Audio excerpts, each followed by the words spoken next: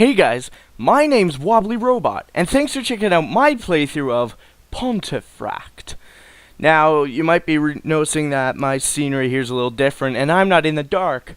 That's because I'm playing this a little bit earlier in the day because I'll be doing stuff tonight, and instead of working with this weird low light situation where you can kind of see things, I just thought we'll turn on the lights and we'll just roll with it. I'm also in a different seating position. I'm on my couch because it's more comfortable. But this game is a text-based horror game. It's not your traditional kind of horror game. I don't really know a thing about it, and I don't really know if this is going to be good or bad. It was an honorable mention in some guy's top 10 list. So I don't really know if it's going to be good, if it's going to be bad, if it's going to be awesome, if it's going to be really boring. We're just going to go through and see what happens. I'm going to put on my best narrator voice as I try not to stumble through this story. The forest around you churns and howls. The ink-black canopy above you bleeds into the endless, unyielding maroon sky to form an oppressive and seemingly inescapable ceiling which threatens at every moment to crush you beneath its hateful mass. The ground beneath your feet moves and swells, twists and tumbles, tripping and disorienting you in your flight, and the air shakes with the cacophonous din of 1,000 furious night creatures. All sense of time and direction have left you, and the acrid taste of an encroaching sensory abandon wells up in your throat like bile. Then, all at once, the forest breaks like a fever, and you find yourself before the outer gates of a great walled castle. Now, this is a create-your-own-adventure thing, so we're going to have multiple choices.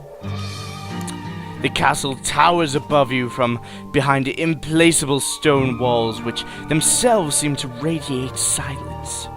You do not feel welcomed by the sight of this sanctuary, but the forest behind you writhes and pulses with threat. Seeing no alternative, you approach the gatehouse. Stark, unnatural silence continues in its gradual pervasion of the air as you pass through the barbican on your way to the gatehouse. Even the forest behind you, which moments before had shuddered and screamed, seems to have gone silent. A slick, itchless fluid runs down from the murder holes near the tops of the high walls at your sides, staining the dark stone in its sanguinary way. The massive wooden gate begins opening soundlessly at your approach. Beyond the threshold you can see a large, empty courtyard. We're gonna go into this courtyard. You stand at the center of a vast and empty castle courtyard. So stark is the silence here that even your footsteps seem not to make a sound. To your right, tucked back against the outer castle wall, is a small chapel, its stained glass windows discolored by the strange light of the ruddy sky. Opposite from the chapel, on the far side of the courtyard, you can vaguely make out the castle stables. Directly ahead of you, its menacing stone shoulders squared against the churning canvas of night, is the castle's stronghold. We're gonna look in the chapel. We're gonna see what's going on there. The ancient door of the chapel rises out in protest as you pull it open. The interior of the building seems devoid of light, save for the multicolored patterns painted across the floors by the off-red light that streams through the stained glass windows. The wooden floor creaks and groans beneath your footfalls. The center of the chapel has been cleared out, all of the pews pushed to the periphery of the room. On the far side to the vacant space, a priest kneels upon the floor, watching you, grinning obscenely. He's not grimacing, that's not a word, he's grinning obscenely. We're going to approach this priest. The priest remains still as you approach him, the subtle turning of the head as he continues to watch you, the only sign of life. His eyes are wide, empty black voids in his skull. His grin is an abattoir of large, flat, misshapen teeth. You can hear a low, strained rattling seeping from somewhere deep beneath him. Do we draw our sword and slay the priest, or do we speak to the priest? Honestly, if there's a creepy person with no eyes just sitting there, I don't want to talk to him. I kill him. Let's draw their sword. Offended by the foul, periodical nature of the once good priest's twisted visage, you draw your sword and bring it down on the crook of his neck. Even as a blade bites into his flesh and burrows into the sinew of his neck and shoulders, he does not move. Merely continues to watch you, grinning.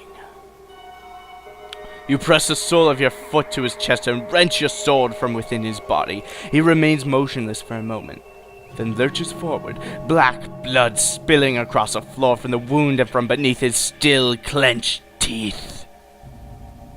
The blood channels along the floor for a short distance before forming into a deep puddle, at the bottom of which you can see a key.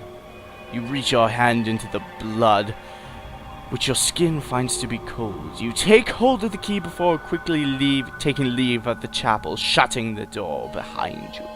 So we have a key, and we killed a priest. We're off to a great start, and we're back at the castle courtyard. Okay, so we've been to the chapel. Let's go to the stables. You cross the courtyard and approach the stables. The dim red light that filters through the writhing clouds above makes it difficult to see much, but most of the stables appear to be empty. As you draw near the structure, however, you begin to hear muted shuffling noises coming from the far stall. We're gonna chase these noises. The door of the final stall is already open as you approach. Looking in, you discover the source of the strange shuffling noises. A filthy man, tattered and rags, is kneeling in the center of the stall, twisting and drumming his feet against the dirt. His head has disappeared into the mouth of the severed head of a horse, which the man is holding up with both hands. He appears to be struggling with the head, as though he were attempting to remove it from around his own. So we have three choices. Do we just click on the horse, the severed head of a horse? Do we attempt to assist the man, or draw your sword and decapitate the man? We seem to be going on a theme of decapitation, so we're gonna stick with it. You draw your sword, lean forward, and cleave the man's head cleanly from his neck.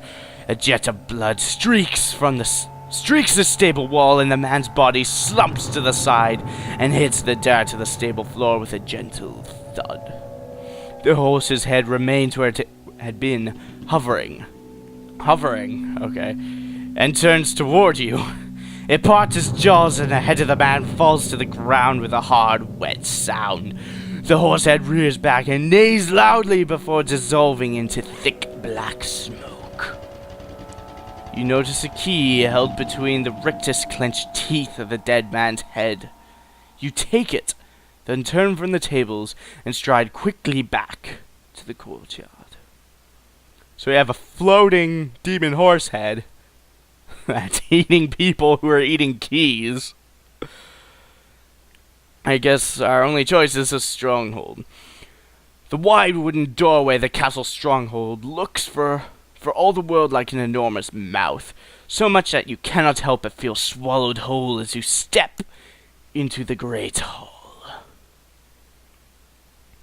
Ragged tapestries line the walls, depicting acts of orgiastic savagery.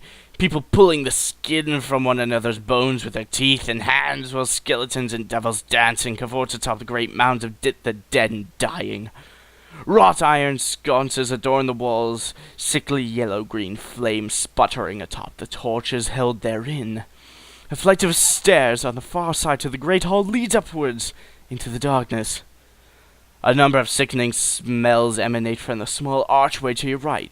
The courtyard lay behind you to the past a still open doorway. The courtyard lay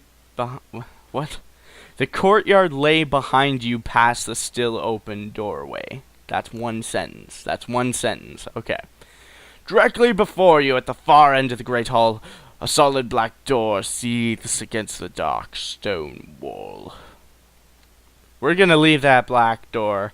We're either gonna go up the flight of stairs, or where the sickening smells are coming from the archway. We're gonna go up the stairs. You climb the lightless stairs, leaving the yellow parlor of the great hall behind you as you ascend. The climb seems to take hours, but eventually you enter a round and lavish room, adorned with nightmarish tapestries, racked with lines of crude and vicious-looking weaponry, and a number of otherworldly object art. Okay. At the center of the room is a large black throne, upon which sits a pale king.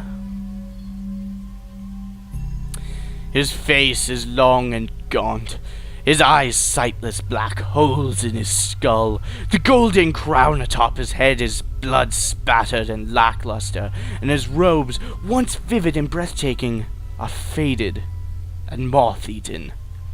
As you approach the pale king, his head turns toward you.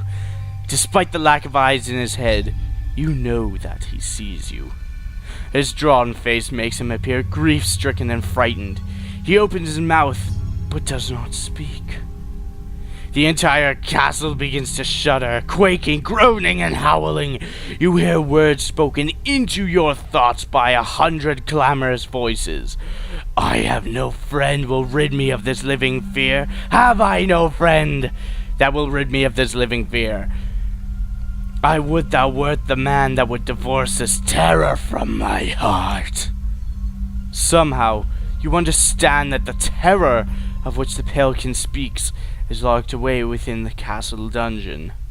You take knee before the king and vow to rid him of that which grieves him so, before standing and turning to descend the stairs back to the great hall.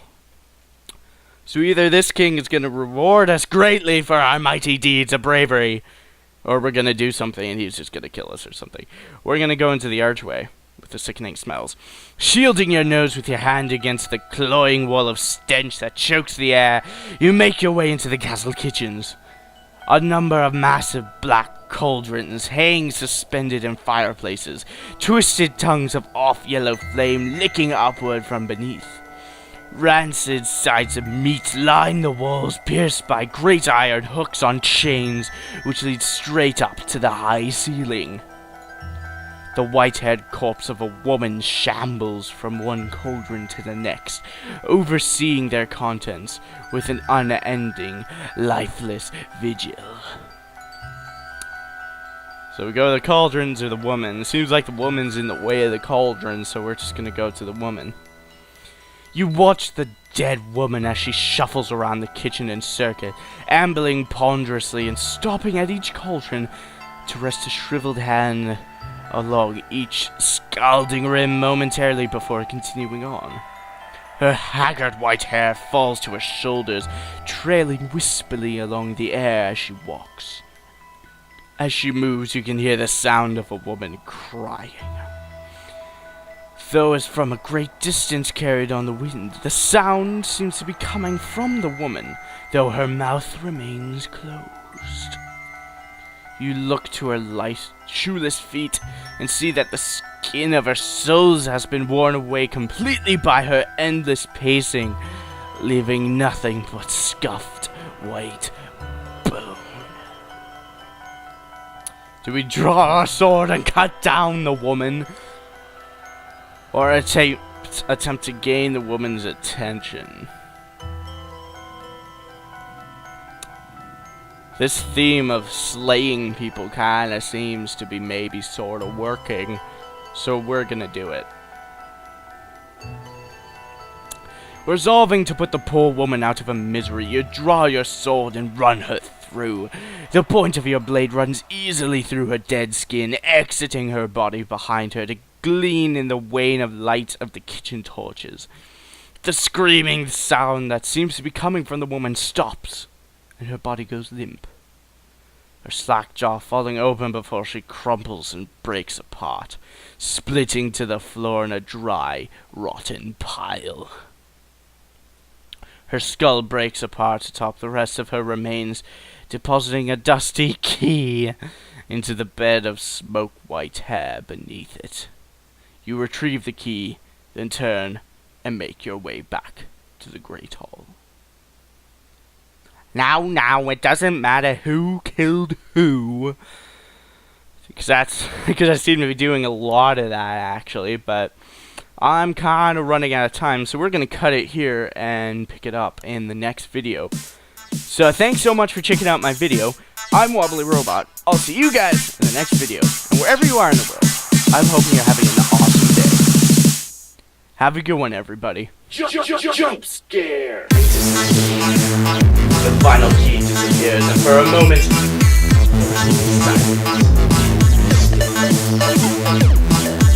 then with a groan that sounds nearly human, the black door sinks down to the stone floor, disappearing from sight.